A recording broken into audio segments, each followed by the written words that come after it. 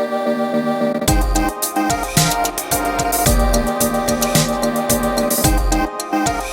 back, Valiant Warriors. It's your boys, Valiant Watch. We got a very, very special episode for you. We got Alejandro Arbona. I hope I said your name right, because if I didn't, I'm going to feel really bad. And we're going to be talking about Dr. Tomorrow, plans for Valiant in the future, all kinds of cool stuff. So strap yourself in and get ready for it. First and foremost, we want to thank you for being on the show with us. It's a pleasure. Like I was just talking about, this book is fantastic, and it's just really great of you to take the time out and sit down and talk with us about it. No, thank you so much. I really appreciate you having me on here, and I apologize in advance for any traffic noise, because we're probably going to get a little bit of honking or something at some point. Yeah, it happens. Real life is real life, When we're all just streaming constantly from our homes. Yeah. I'm actually at work, so forgive me as well in case there's some background noise. Hey, the struggle is real in 2020. You gotta do what you gotta do. Okay, so diving right into this. The last time we talked to you, Dr. Tomorrow number 4 hadn't come out yet. You did an interview with Nick. But so how has the response to the change? Because each issue has, frankly, just been nuts as far as like world building and development and everything. It's been pretty mind blowing. So like, how has things changed for you since the newest issue came out? Issue 4 in particular, I've been very, it goes without saying, this is spoiler territory, but there was a point that I've been making so far when I talk to people in interviews and everything, which is that early on when the comic was first launching, you want to try to do all the publicity you can and tuck it up as much as you can. But back then I knew that the real draw, like the real unique parts of this comic weren't really going to show themselves until issue 3, 4, 5. And it's kind of like, no one buys it when you tell them, like, take my word for it, this is going to surprise you later. Like everyone says that, no one believes it. But I've always felt that in the beginning, the first couple of issues, not to knock them, but the first couple of issues are pretty straightforward, like typical superhero kind of stuff. Mm-hmm. And it's 3 and 4 when this kind of weird twist happens, and the comic starts to kind of unpack itself and reveal these deeper themes. I always thought that this is when people were going to, open their eyes and kind of finally appreciate what the comic was actually about. And it's been very gratifying to see that happen. What I mean by that in particular is the fact that, now that we're 4 issues in, we know that the comic is basically a story about unpacking like the power fantasy, the superhero power fantasy. Yeah. But in order for that to work, the first couple of issues have to set up the power fantasy in a believable way. So the first couple of issues you're reading, a boy like gets offered a chance to be a superhero. It's not new, it's not different, it's not unique. That's what happens in comics all the time, that's and we enjoy it and we're used to it because that's the great story, that's the power fantasy and all that. Like, the way that Captain America met Bucky was like, Bucky walked in on a tent when Captain America was putting on his costume, and Cap was like, "Oh, I guess you better be my sidekick then." That's like a childhood. Yeah. That's like a childhood superhero fantasy. Like that kind of stuff is not realistic. So I wanted to tell a story here where we start out with that same kind of hook of like a superhero comes to a boy, says, "I'm you from the future. You're going to be a superhero like me." That's a boyhood dream come true, And then by issue 3, issue 4 is when we unpack the whole like, well, the power fantasy itself can be pretty toxic and damaging, and it's gonna be on Bart, our protagonist, to unravel that in his own life, realize how much of that comes from his own anger and his own worst tendencies, and then to realize that he could be better, that he could be better than that he could be better than his own worst impulses. So really, that's like the crux of issue 4, and I've been really thrilled and happy to see it come out and see people actually like get that and appreciate that. It's very satisfying. Oh, I can dig that. So absolutely. yeah, when And you I kind of want to follow up and just go ahead and announce that I do have an apology for choosing the bad picture of you for the interview we did. That's fine. It makes sense. It had the Valiant logo in it. That was the ultimate reason it was chosen. It's fine. I'm just self-conscious about my doofy ass smile, but that's cool. so there's I one thing kind of wanted to follow up on a question that I had asked in that interview, where you had mentioned a little bit about the pitch process to Valiant and what was included in that initial pitch and kind of how much it relied on these twists. Is that something that's hard to pass, with the Valiant family, or were they kind of on board from the start with, getting behind these first couple issues until we can get to the twist? But honestly, to tell you the truth, I'm really surprised. I'm surprised that I pitched them a really unorthodox, odd story with the caveat right up front that it wouldn't stand out until the second half. Yeah. And like, that's a huge risk, and that's a really unusual way to approach a project. And I'm really surprised and thankful and amazed that they said yes. So yeah, that kind of thing is unusual. I think, I owe a lot of faith I owe a lot of that to Robert and to Fred Pierce, who saw the pitch like when it was just a sentence or two long and liked it, and they had some trust in it back then. And I guess that's why they said yes. I convinced them that I had a vision for something like this, and I got them to buy into it. So for better or worse, they said yes. Well, actually, I'm glad you asked that, because that kind of goes with what I was going to ask. So between like when you made the pitch and you were actually pacing out the individual issues, was there ever a time where you maybe felt like pressured, like maybe you need to put like a little bit more pepper on each one? Because it's like how you were saying, the first issue, you get like, I don't know, like it's like the Sandlot or something, like you get like those same kind of vibes, and then by the time you get to like number 4, it's more like when Neo was finally like the one and he's flying around and all this crazy stuff. So on one hand, it's like I don't know how to properly put it, because I don't want to say like slow build up, because it's really not, but like 1 and 4, even though they're only 2 issues in the middle, it's like you're worlds away from where you started off. So was there ever at a point when you were building it up that you wanted to kind of maybe change the pacing, or were you like just confident that like, okay, as long as it's entertaining, I can keep them along for the ride and I won't have to mess with the order, the marching order here? No, I would say everything was pretty much in place from the beginning, like the way from the initial outline to the finished product, there was a lot of moving different pieces around, but the overall pacing, to be more specific, when I first pitched the idea, it started as a sentence. I literally said to Robert, "You've got a boy, a superhero, and a supervillain," and then the boy and the superhero turn out to be the same person. But then it turns out that the superhero and the supervillain are also the same person. And the superhero ends up killing the supervillain and becoming him. And the boy is now going to become the hero. So the challenge is, how does he not become the same guy who's doomed to turn into the villain by the end?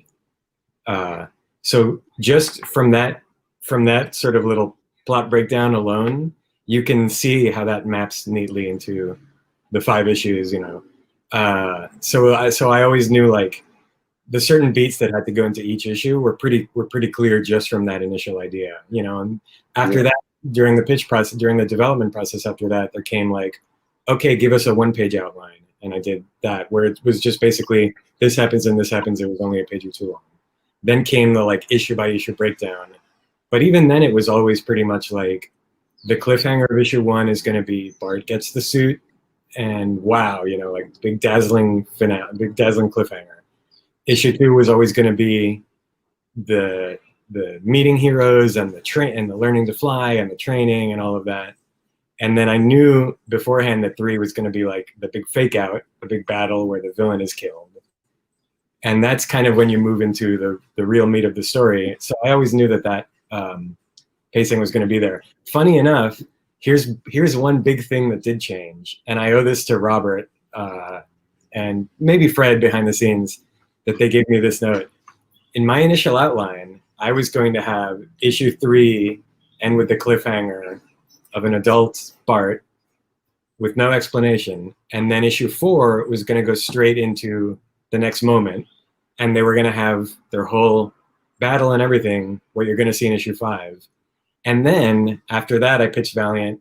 The 5th issue was going to be Dr. Tomorrow number 0, and it was going to be cutaway going back to when Bart went to another dimension and met Gretchen and had his montage and had his training and everything.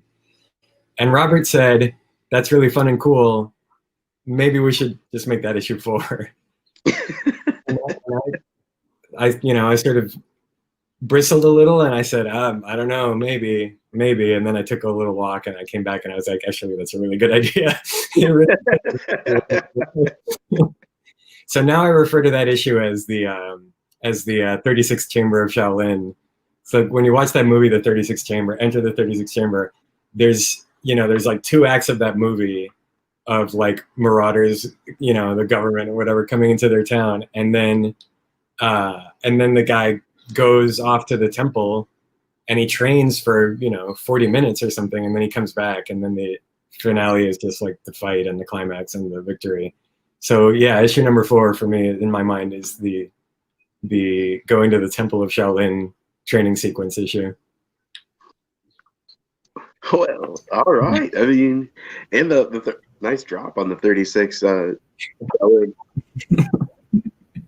Yeah, it's really cool stuff. I mean, I'm so interested in this story really because of how it was formulated and kind of how it came about, because you have this idea of this one character and all these different interpretations that brings in the multiverse idea. And that's such a weighted narrative to kind of dive into as a writer, and what that brings, especially into a connected universe like Valiant. There's great things that I think stand it apart, like the visualization of the rose for the multiverse that you kind of don't see in other ones. So I wanted to see if you could kind of explain a little bit more about what brought out that originality in the connected multiverse for Dr. Tomorrow.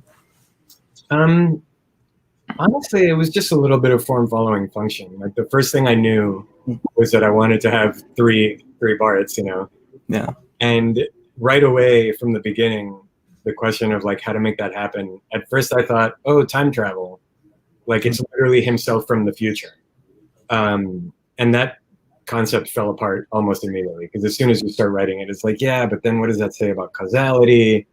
And like, if Bart doesn't become the Dr. Tomorrow that he already met, then that guy never came back in time to recruit him in the first place, and because Fred Van Lente and Jody Houser and everyone have already written time travel stories in the Valiant universe, there was also a certain set of rules that was like that continuity was established, and I couldn't really go changing it how it suited me for the sake of the story, for convenience.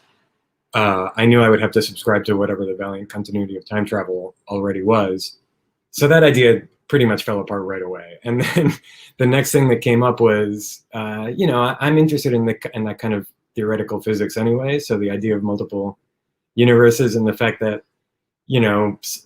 it's all highly theoretical, but there's a lot of agreement in the scientific community and like the theory of how parallel universes could exist, and the fact that like there could be quantum differences that create a parallel universe where you exist virtually the same, virtually identical, maybe with like a minute variation of like one choice was made differently, and then that made a universe branch off in another direction. So I was kind of trying to explore that whole sort of thing of like these people are identical, but I also wanted to show how dramatic the difference in them can be if you just choose to be one way or be the other. Like the fact that being a good person isn't necessarily some kind of inborn quality of goodness that you just have. It's actually a thing that you make an effort to strive to do. and that a person like Bart, who's full of anger and, you know, is quick to feel humiliated and self-conscious and is very uncomfortable with himself, that even a person like him could, like, he could learn to, you know, channel that, channel those feelings into bettering himself. You know, that's basically the message I wanted to put in there. And the way to do that was to show, like, here's him doing it wrong, and here's him doing it right, basically. That's pretty far from your question, but No, that's awesome, because it. Fantastic answer. Yeah, I mean, you kind of get that feeling while reading it too, that this stuff is, you know, it plays along with the pacing, and you're thrown into this superhero in issue 1 and 2, and things change so rapidly that it's kind of cool to see the behind the scenes process and how that developed from that singular core moment as well. Yeah, and a lot of the reason that went that way was because of, I've said this many times, but Valiant and I had, like, we were fully on the same page in the beginning, and at the beginning of the pitch process. You know, they wanted what, you know, what we call an aspirational superhero. They wanted a good guy. They wanted a really, you know, they wanted like a powerhouse good guy, like a Superman or a Captain America. Yeah. And that, you know, kind of got me started thinking on, like, what are the qualities that make those characters that way. And, you know, for characters like Superman and for Captain America, they're characters who have incredible power, but it's power that the thing they have in common is humility. It's power that they wield with humility. You know, for Superman, it's all about, like, being a refugee and being raised by kind parents who taught him goodness. And for Cap, it's that whole, you know, having been weak and knowing what being a victim is like, and then getting power and being able to help people who are disadvantaged. So that was what I wanted to get at with Dr. Tomorrow was, you know, if you have power, what do you do with it? Do you indulge in your worst tendencies, you know, and revel in the power that you have and just go after what you want, whether it's good or bad? Or do you use it with humility to help people who actually need the help, you know, people who are disadvantaged? There's a saying in comics, I don't know who coined this expression, but it's this point that the logical endpoint of superheroes is fascism. That's a point that some people make, you know, when they talk about how if you have that kind of power to change the world, initially maybe you're going to be doing good things, but eventually you're going to start to over-police people, and you're going to start to be abusive, and you know, that kind of thing. The logical endpoint of superheroes is fascism. I don't really subscribe to that entirely. I think, you know, again, Superman, Captain America, this is a case in point of power that's used against fascism, power that's used, you know, in a way to help the underdog. And that got me, sorry, there's a truck just outside.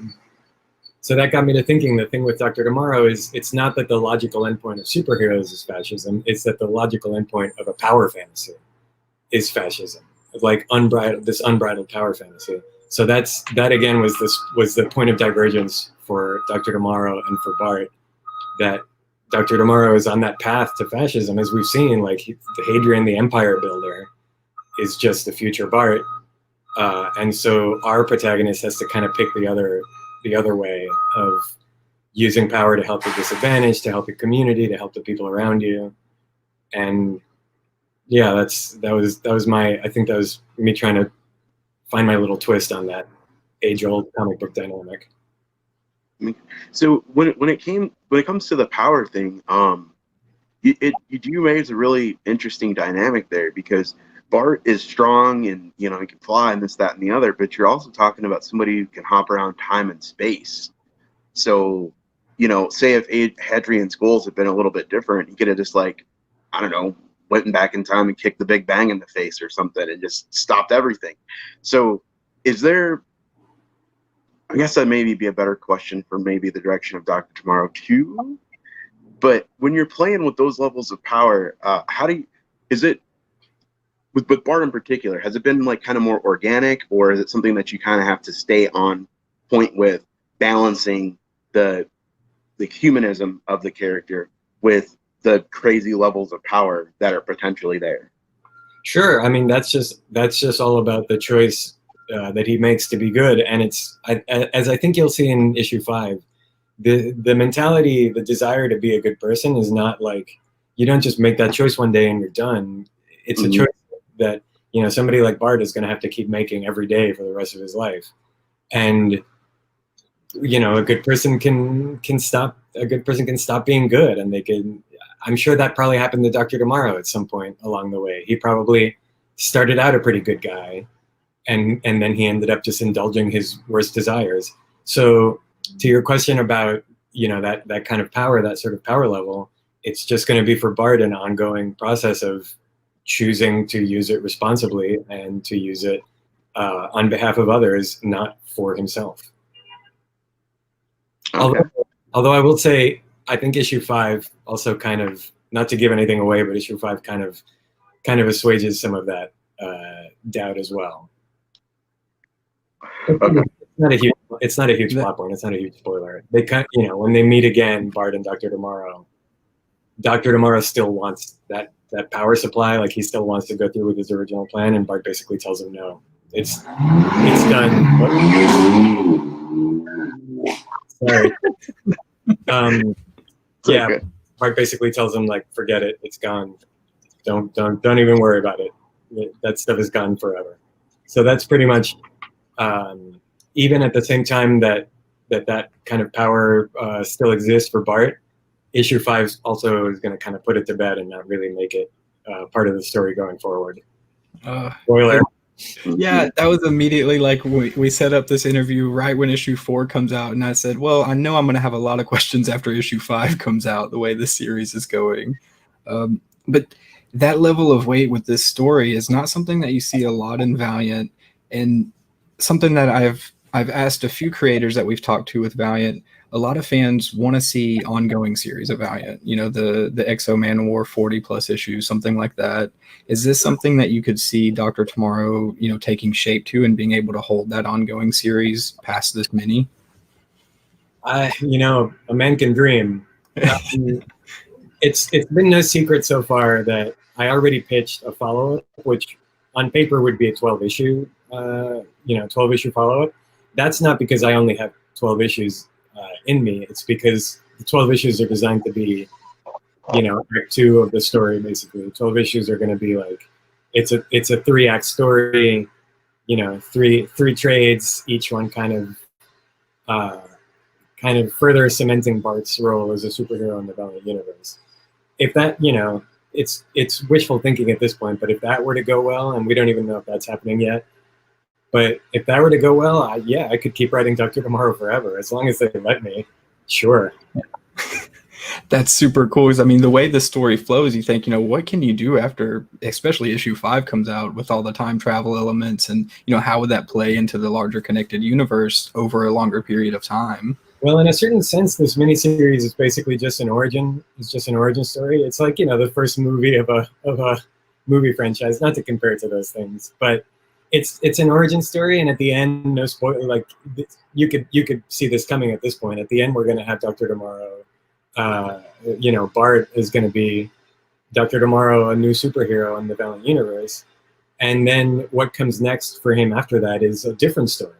It's not necessarily going to be the multiple universes and the Hadrian of it all. It's going to be now what does this flying superhero do in the Valiant universe? And some of it is going to be a little of the past coming back to bite him, but it's also going to be new villains, new adventures, new challenges, all sorts of new things. Fingers crossed. So speaking of new adventures and new challenges, all right. So the new comic book day issue, not new comic, but free comic book day issue that came out from Valiant had a teaser that said something along the lines of reality is not absolute, and there's like blue streaks and everything. And I was thinking to myself, I was like, that looks really familiar. Where have I seen that from? And then lo and behold, I was looking and I was like, hey, that looks a lot like the cover of Unity, where time is not absolute.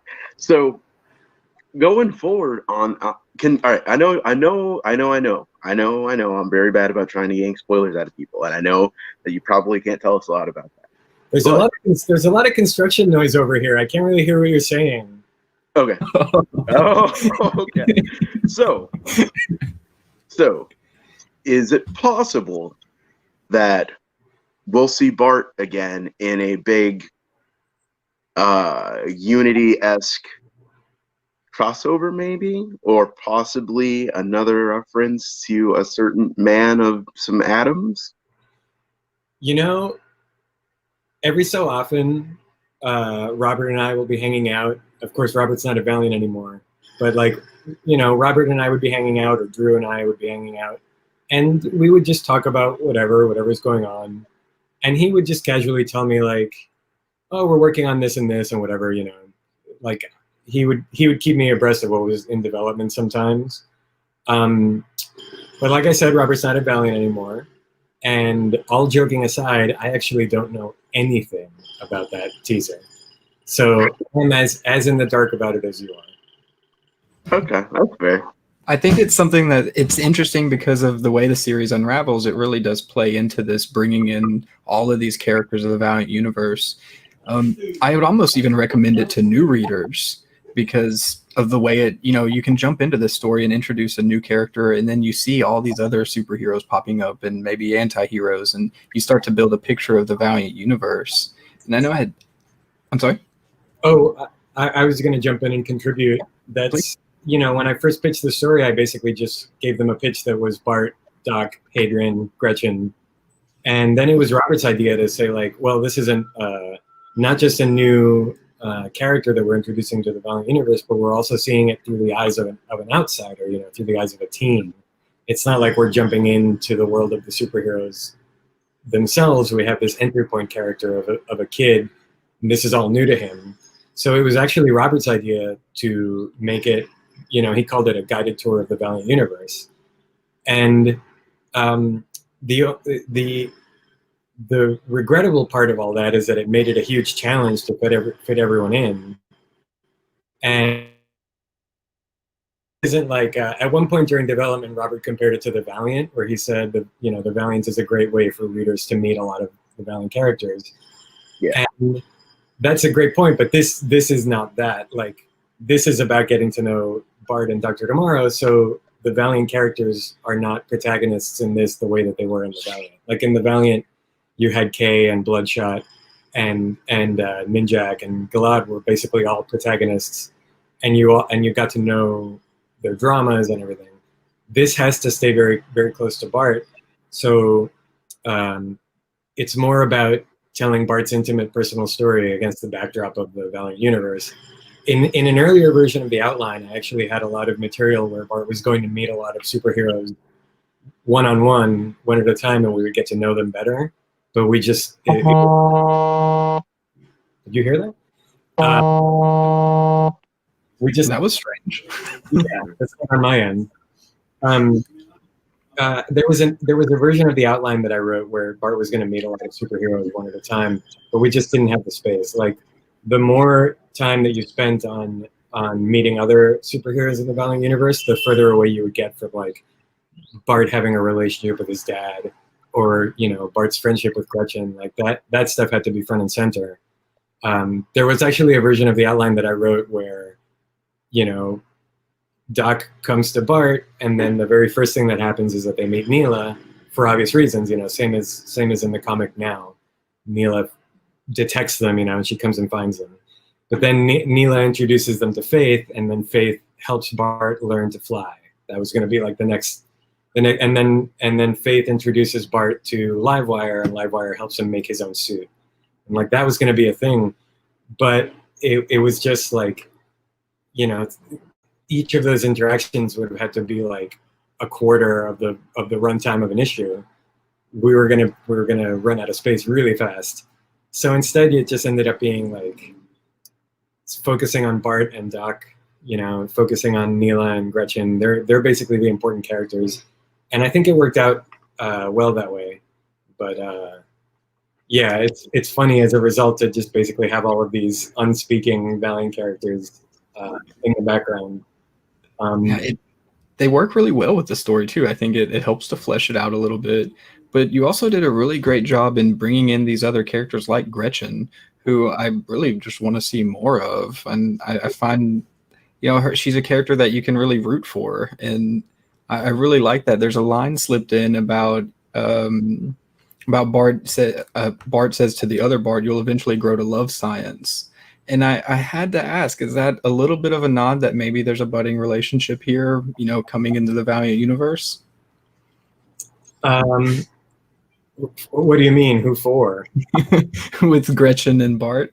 No. I mean, Gretchen is gay. So. Nice. Okay. I mean, you saw her in issue 4. She's married to a woman. But also, Bart is an adult now. But playing with time like that, like seeing how much they grow closer together. But I like that they're playing off as friends too. That's cool. No, it's just literally about growing to love science in the sense that like Bart doesn't see it. Like Bart doesn't see it yet, but Bart is intelligent. Like that's a thing that Bart doesn't appreciate in himself that Gretchen sees in him. That he's failing science and she's tutoring him, but she knows that he can do better. She knows that he's smarter than he thinks he is. So when Dr. Tomorrow tells him like you're gonna turn into me, his first thought is like, wow, I'm gonna be a superhero. And first of all, he's like, hey, slow down there, buddy. Like you're not there yet. And also he's like, also you're gonna be a scientist. And he's like, oh, yeah, that's bad news for him. But of course, Gretchen is in the background over there, like she's actually excited for him. If you go back and look at that panel, when he says, you're going to grow up to be a superhero, you'll learn to love science, whatever, Gretchen's response is like, yes. Yeah. She believes in him, and he doesn't even believe in himself. So that's an important part of the story for Bart, as you've seen by now in issue 4. Yeah. Like that influence of somebody like somebody just believing in him and pushing him harder than he pushes himself because he doesn't have that confidence in himself is a big part of his development. And you'll see that pay off more in issue 5. I really don't want to give away any spoilers about that, but you'll see it pay off more in issue 5. Awesome. The way that he turned out because of her influence and her mentorship, it's a big part of issue 5. Great. I might be reading a little too deep into it because I see he has the potential to do this Hadrian act where you never know if that you struggle to do good could turn, like you said, into a pursuit for fascism. And I always see these types of close dynamics being as catalysts that could, really spin off and go the other way. And I got the feeling that Gretchen is this overwhelming positive presence. And I always think, no way they're going to stick with that. And it's going to like continue and flourish into this positive presence in who Bart is. I feel like it could spin him off into a totally other direction because that's the only other character we really see him interact with on that fundamental level. Mm-hmm. Mm-hmm. Yeah. I think when you read issue 5, that will really crystallize that relationship more for you, Awesome. Specifically in that way. You'll see where they end up. Very cool. Because I mean, if you think about it, just think ahead a little bit. He's gonna fight. He's back now. He's an adult. He's gonna fight Dr. Tomorrow. What happens after that? He's an adult man. What happens with like his best friend is a 15-year-old kid, and he left his dad like. He saw his dad the day before, and now he's almost his dad's age. So we'll see how that turns out. A lot of struggles there. So that is something we'll get to see a little bit of in issue 5 then, because I felt that was actually going to be my next question is how are you going to attack? Because let's be real, that's super awkward. It'd be one thing if like you send your kid to school and they come back and they're like, oh, I'm Robin. It's another thing they come back and they're like, well, actually, I'm Batman, and they're an adult and they're like shaving. So that's gonna be. So is that something you're looking forward to tackling more in Dr. Tomorrow number 2, or do you think we'll be able to get like a pretty good understanding of what direction you want to go with that with number 5? I think first of all, when you see, again, I don't want to give anything away, but when you see issue 5, you're really gonna like that how that plays out. But then I shouldn't tell stories out of school, but I have a scene that I came up with already for Dr. Tomorrow 2. And this is pipe dreams. Who knows if this will happen? But if I can have my druthers, this will be Dr. Tomorrow 2, issue 1, page 1. will be like the first issue will open in a bar, and the dad is sitting there like, just having a beer, and the door opens and Bart walks in and sits down next to him and orders a beer, and then they're gonna talk, and the dad is like, I can't, like, this is so weird. And the son, and Bart will say, yeah, it's like, it feels like only a week ago you were dropping me off at Little League. And the dad is going to be like, that literally was a week ago. and now you're practically and now we're having a beer together, Yeah. And then if everything goes well, that is my plan for like Dr. Tomorrow 2 issue 1 opening scene. We'll see. We'll see if that even happens. We'll see if that pans out. But in the meantime, no spoilers. Issue 5, there's going to be a little of that relationship being resolved as well. Awesome. Okay. So one thing I did want to ask about Dr. Tomorrow, particularly like the actual character of Dr. Tomorrow. When this book was announced, like I had to kind of brush up on whatever research I could. So I read, like Operation Stormbreaker and like the Acclaim era Dr. Tomorrow. And like your take is radically different. I would say it's probably the most different take on a character since Livewire from her OG counterpart. Because the old one, he was just some dude that got a glimpse of the future and some future technology, and he was just running a scam that he was actually from the future. Whereas, well, anyway, so the point I'm getting at is what made you pick Dr. Tomorrow, particularly like that motif? And then was there ever any kind of, like what parts of the old version did you want to keep? Obviously like the future tech, that kind of thing. But was there ever any hesitation? Because this is, like I said, it's a huge departure from, like what Mark Waid and Bob Layton and those guys were doing with him before. Or was it just like, I know this is going to be dope, so I'm not really worried about it, The answer to that actually goes back a long way in my Valiant career. I used to be an editor at Valiant, and we would have every so often, we were always looking for what character title to reboot. So there was always the ongoing, like, what do we do next? Do we do Trinity Angels? Like the catalog is deep, and we were always trying to pull out, like, is it finally time to bring back the Egg Breakers or whatever? We were always having those conversations. And I remember one time at a creative retreat, when we would have the writers and a small group of key writers would come in, and there would be like Warren Simons and Dinesh and the other editors and some, and like Matt Kint was there and Jeff Lemire. And I think this was a year where I think Joshua Dysart was there. We were at one of these retreats, and we started to try to figure out how we would bring back Dr. Tomorrow. And even then, we also knew that collectively we also wanted like a good, aspirational, morally upstanding superhero. So that was always kind of like in the cards of what Valiant wanted. And at this one creative retreat, we were like, okay, next topic on the table, Dr. Tomorrow. Let's just brainstorm. How do we bring him back? And the process consisted of, we talked about what the original story was, and I'm a big fan of the original story, and the whole concept of like the box that got sent back in time somehow, that was full of plans and technology and and everything, and Bart Sims using it to become Dr. Tomorrow and to depict himself in this kind of way as if he was from the future. So we started with all of that. What if we have a box come back in time, whatever. But bear in mind one thing is, this was around the time of Book of Death, okay, you remember how the Valiant, I may be mixing stories up, but the Valiant ended with Gilad finding a box, right, from the future, and he opens it and it's the Geomancer. So that was already going on in the Valiant universe, and we were like, are we going to have another story with a box coming back in time from the future?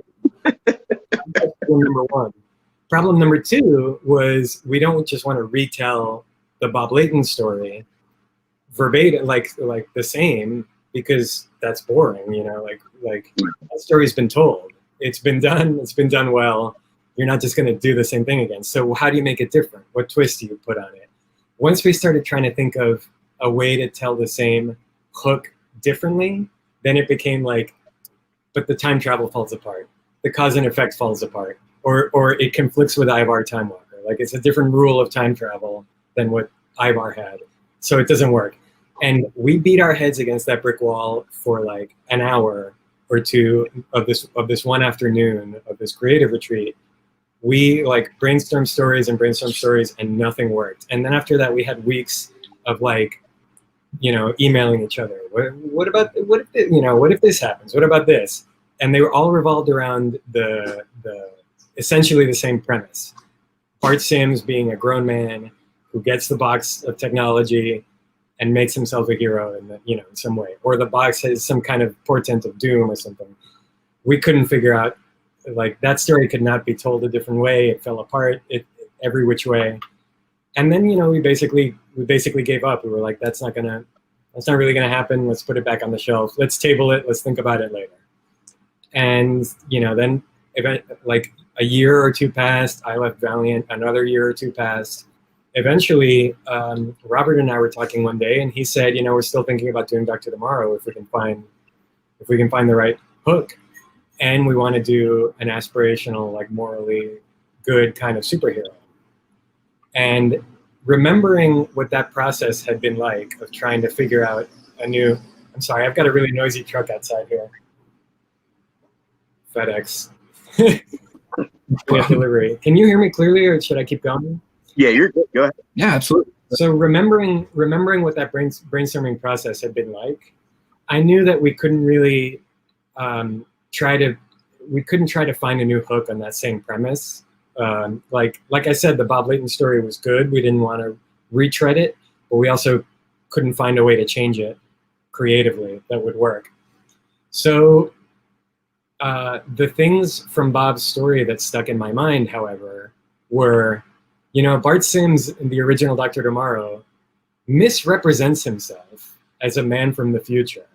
He basically lies. His origin is that he lied about where he got his powers, Yeah. And then in the beginning, he tries to do good, but he tries not to do so much that he changes the timeline, because then he won't get this box of technology and won't become Dr. Tomorrow. Like in the beginning, he's worried about that. In the beginning, he's worried about causality. Essentially, he's worried about losing his own powers, like losing what makes him special, which is fundamentally selfish, And then later in the series, he comes to realize that being Dr. Tomorrow has been nothing but bad for him, and he regrets it. And he spends the rest of the series like trying to prevent it from happening, trying to prevent the box from going back in time so that he doesn't become this character in the first place, which I find is especially for that era, is such an unorthodox superhero story. And I find that so interesting. But so what stuck with me was that Bart Sims, that Dr. Tomorrow is a character who lies, is a character who misrepresents himself, who is self-interested and selfish in like how he uses his powers, and then eventually regrets it and doesn't want to turn into that guy, wants to prevent himself from turning into that guy. And so that kind of gave me the idea of like, well, Dr. Tomorrow as a superhero who is fundamentally flawed at his core, like what if we turn that guy into this extremely powerful superhero who doesn't realize like how bad he is, and then I had the idea of the kid, then the kid who is going to turn into that.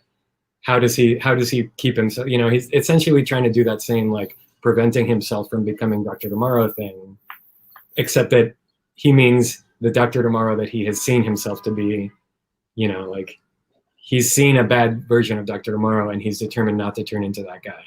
It's a very, very different story from the original, but there are certain core concepts that stay the same. The kind of the remorse in being that character, the dishonesty involved, the selfishness, but then unpacking it and making something different out of it is essentially the heart of this version. I can dig that. That's like, I'm glad that you actually kind of put it that way, because there's a lot of things that you, like you said, are not readily apparent, but are extremely parallel. Adult Bart and, the classic or whatever you want to say version of Dr. Tomorrow are extremely similar characters when you just look at them in the right light. So going forward, how did that how has that changed as you've been writing? How has it developed? Like maybe seeing Bart, older Bart again as maybe an antagonist in the future. I mean, you can't too say about that because number 5's not out yet. All right. All right. I'm trying to think of how to word that properly. No, yeah, absolutely. Like everything we hear about the character really, it strikes a golden age superhero note for me, and looking at what made the superhero genre pop. And that's something that I think Dr. Tomorrow did really well in taking a fresh spin on it like that. And you said Valiant came to you, wanting this inspirational kind of classic superhero. And they've also had a prominent focus on genre in the past maybe 2-3 years with their work and hitting these different types of genre pretty heavy. So there's a flavor for everyone. I want to see how much that superhero genre influenced the development of Dr. Tomorrow and how you had to maybe find a different angle on it to be something different. Well, it's like I was saying earlier about Superman. It was the finding a different angle of it was in finding what is the quality that teaches him humility. Because essentially I think that's the core of what's going to make him a good wielder of his power. And Superman finds his humility in one thing, Captain America finds his humility in another thing. So the crux of the story was figuring that out for Bart.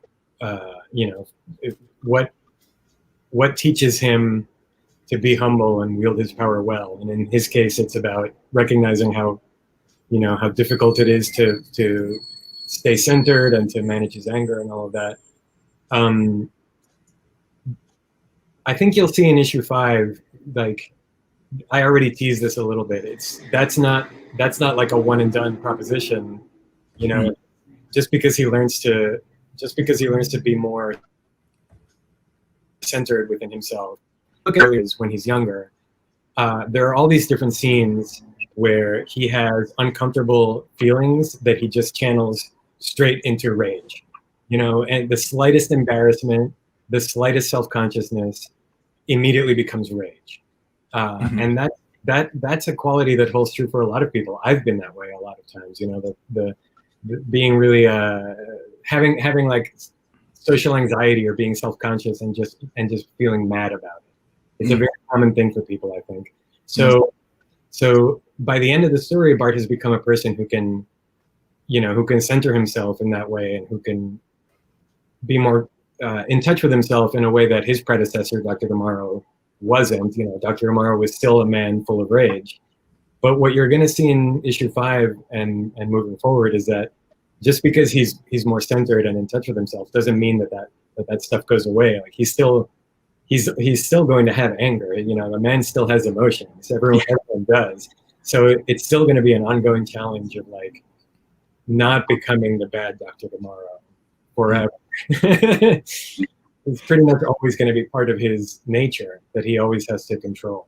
Yeah. There's almost a sense of foresight with this character in that it's like a Superman that has gone bad who has had the chance to see that in action and decide that I can't do that.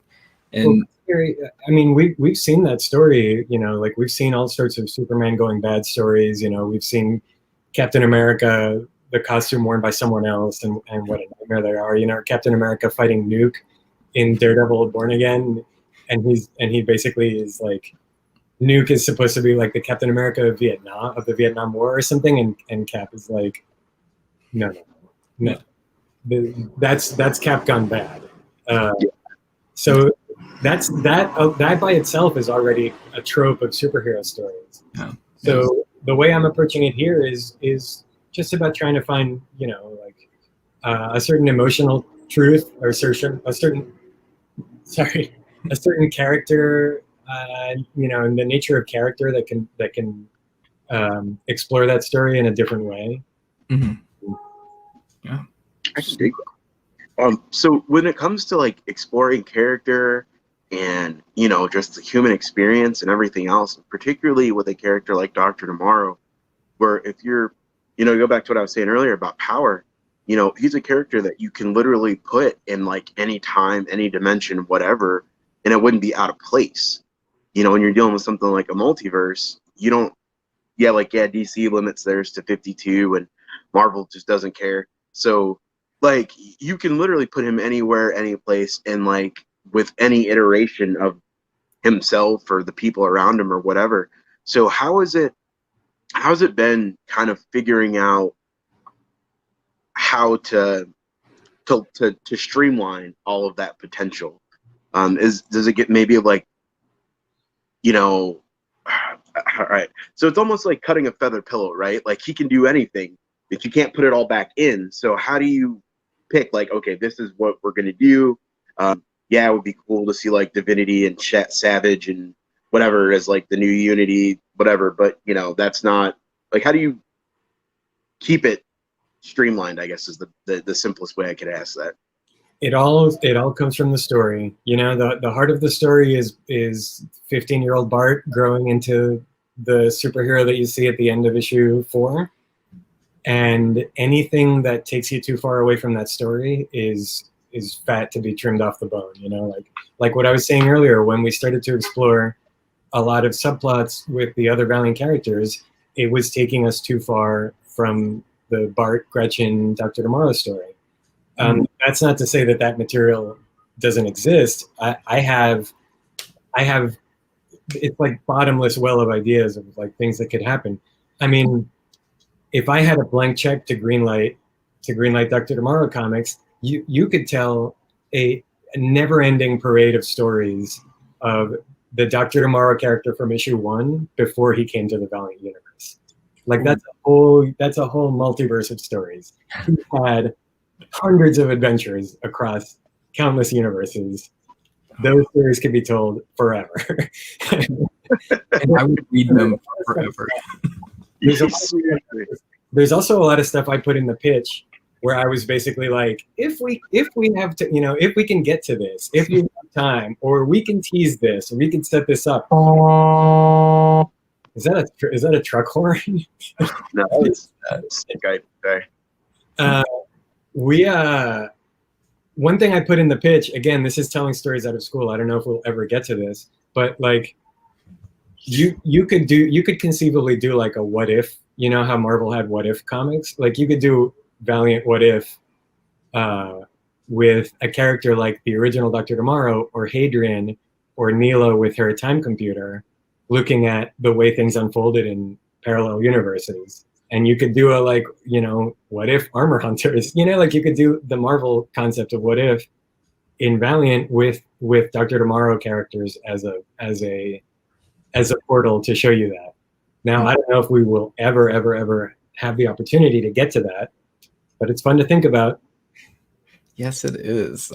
I want to take a step back with your work at Valiant because you've been a part of the company or associated with the company in some way for quite a while, you know, serving as an editor, and you've done some work at Marvel and stuff like that. Is there something about Valiant that helps them to stand out with this storytelling? Because like you said with Ken's last answer, the heart of it is in the story. And that's something that I find uniquely relevant to what Valiant does in almost all of their projects. So can you talk a little bit about what helps them to stand apart and what keeps you coming back to them? There's so many things. I don't know if I could encapsulate it really briefly. I think the core thing about it is the fact that it's a shared universe, but it's not a shared universe with all of the and I mean I love Marvel and I love DC, but they've been publishing for so many decades that like the shared universe at Marvel and DC is extremely overloaded with continuity and baggage and all of that. And Valiant, you know, at least now that we're still in the first decade, it's a shared universe, but it's a totally fresh shared universe where there's still so much unpaved road to explore. That's a really fun thing for me as an editor and as a writer to pitch them on. And that's, you know, ideally that would be a thing I could continue to explore different avenues and different unpaved roads. Yeah, that's a really fun thing. It's also being a shared universe, they also have these characters. It's a new universe, but it's a legacy universe. So the fact that they're basically new characters because they've only been publishing since 2012, but at the same time they're characters who I read comics of as a kid. Like that's a very rare opportunity. You know, the fact that like when I was a teenager, Ninjak was one of my very favorite comics, but now we have Ninjak, who's essentially still a fairly new character in this iteration of Ninjak. So that's a lot of fun too, to be able to kind of take a childhood favorite and tell a story with them now, but have the freedom to be really inventive and different with it without having to be tied down to decades of continuity. That's a lot of fun, and I think that's a really strong asset that Valiant has in their favor, and for readers too. To get to read those stories. Yeah, absolutely, and I think that's similar. We got a chance to talk to Seeley writing Bloodshot. Had a similar answer, in that it's really exciting for creatives to come into kind of this new world almost that also has a lot of history, and it lets you do some cool stuff with them. Did we lose Ken? I believe his mic is muted. Yeah. All right. Yeah. But yeah, that is, like you mentioned, that is a really unique situation. So that's got to be something that opens up a lot of potential, like a lot of possibilities. So if, say, Dr. Tomorrow goes flyingly and you can do Dr. Tomorrow, would you be interested in doing like other Valiant characters? Like, did you have any ideas that maybe we might be able to pick your brain about, or any other? I absolutely do. In a certain sense, it's poor form to talk about it because I don't know what they might have in development. I don't want to step on anyone's toes if someone is already developing something. But I've pitched Valiant several things before Dr. Tomorrow, and I have actually pitched them several things since we've been working on Dr. Tomorrow. The one I keep joking about now is someone on Twitter asked me how come Rex the Razor is in the battles in Dr. Tomorrow 3 and 5 if he's supposed to live in the dead side. And my answer is like, well, I have a story of why he's on Earth, but we'll see. I don't know if I'll ever get to tell it, but oh, that would be so cool. So yeah, that's one character. I had that same question, but I didn't want to. I don't know if I ever get to do it, but I would really love to write a story of why Rex the Razor lives on Earth now. Well, all right.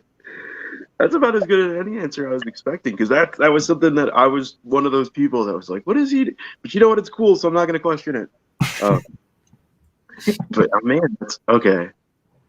So yeah, that's just a good note to go out on. Again, we want to thank you for joining us. And is there anything last minute you want to plug, or follow on Twitter? If you don't already. No, I mean, as far as plugs go, hey, pre-order the trade, pre-order that book, because that will probably end up being what determines if we get to do more Dr. Tomorrow. But yeah, there's that. Nothing else really to plug. I mean, I could plug some of the stuff I work on as an editor, but I don't know if I would appreciate that. I edited a comic book called The Old Guard, which is now a movie on Netflix. So I recommend everyone check that out. Very congratulations. That was awesome. Well, again, thank you for being with us. It's been frankly fantastic to just pick your brain and see where you're coming from with a lot of this stuff, and just really get an insight on what's already a fantastic book. If you're not reading Dr. Tomorrow, go pick up 1 through 4. Number 5's on the way. Pre-order the trade, because keep your single issues and you can read the trade over and over again, right? But yeah. So until next time, stay valiant, friends.